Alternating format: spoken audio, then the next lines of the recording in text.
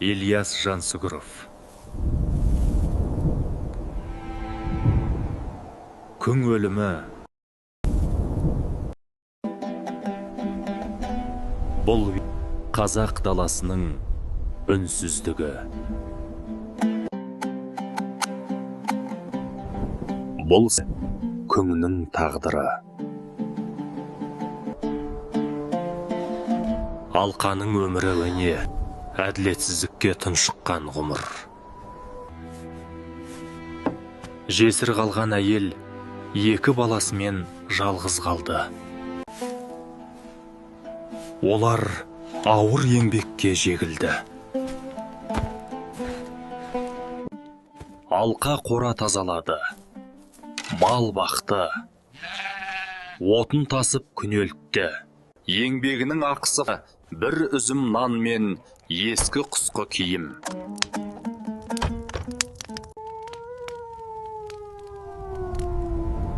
Құлаған ағаш, сынған тағдыр. Қара қора теңсіздіктің белгісі.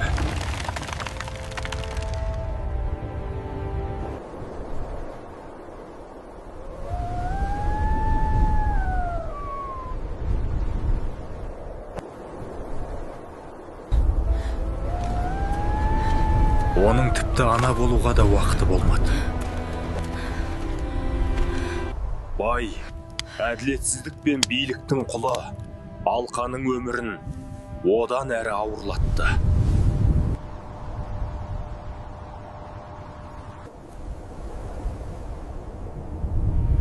Осылайша арада жылдар өте берді.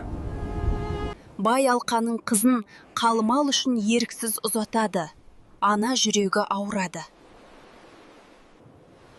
Қасенді болса әскерге алып кетеді. Ана жүрегі сынып барады.